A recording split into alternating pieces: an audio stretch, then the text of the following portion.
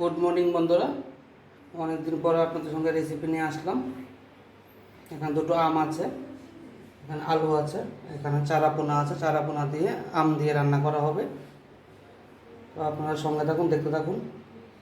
খুব গরম পড়েছে, গরমের জন্য রেসিপিও করতে ভালো লাগে না। মাছটা এদিকে নুন হলুদ মেখে রেখে দিয়েছি, এখন মাছটা আমি ভেজে নেব। তেলটা গরম হয়ে গেছে, এখন একে একে করে মাছটি ভেজে নিচ্ছি।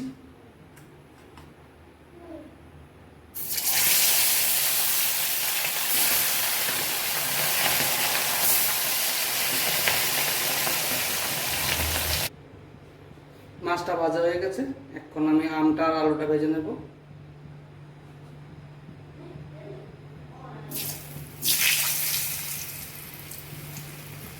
প্রথমে আলুটা ভেজে নিচ্ছি।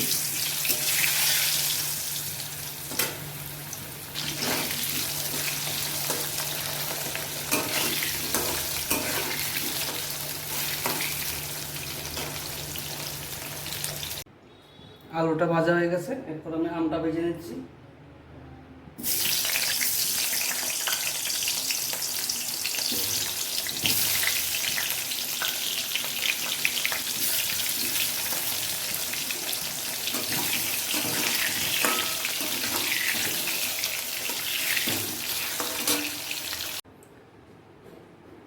আলুটা আর আমটা দুটোটাই ভাজা হয়ে গেছে, এখন আমি এটাকে ফোড়ন দিয়ে দিচ্ছি, কালো জিরে ফোড়ন দিয়ে দিচ্ছি।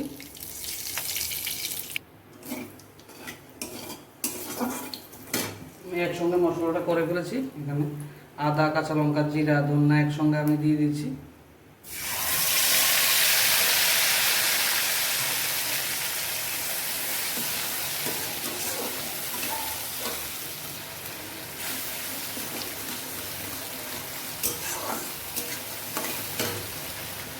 পরিমাণ মতো একটু নুন দিয়ে দিচ্ছি,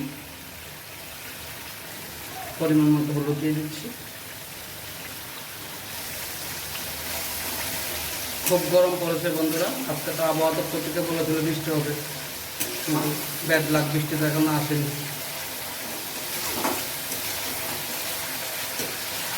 তো দেখতে পাচ্ছেন আপনারা, আমার মশলাটা ভাজা ভাজা হয়ে গেছে। এখন আমি এটাকে ঝোল দিয়ে দেবো এটার মধ্যে।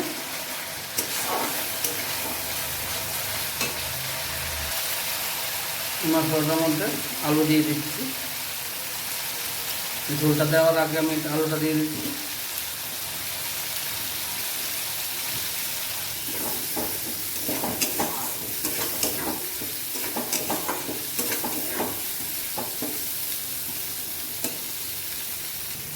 আমি প্রথমে একটু অল্প করে জল দিয়ে দিচ্ছি।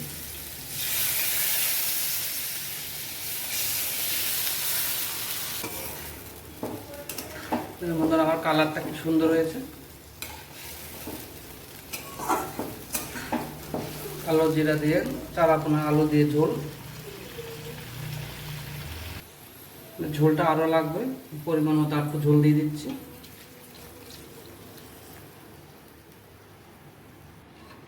এখানে আলুটা সিদ্ধ হবে, আলুটা সিদ্ধ না হলে ঝোলটা থাকবে না।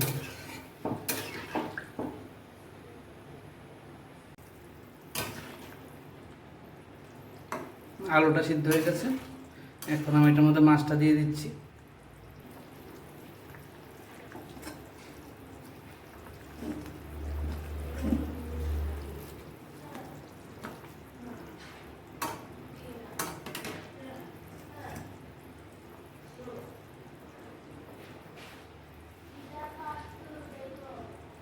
লাস্টে আমি আমটা দিয়ে তরকারিটা নামিয়ে নেব। একটু ধন্যবাদ দিয়ে দিচ্ছি। আমি এখন এটার মধ্যে আমটা দিয়ে দিচ্ছি।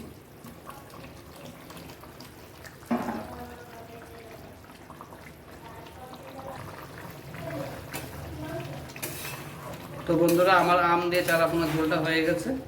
আপনার যদি ভালো লাগে লাইক করবেন, শেয়ার করবেন, কমেন্টস করবেন।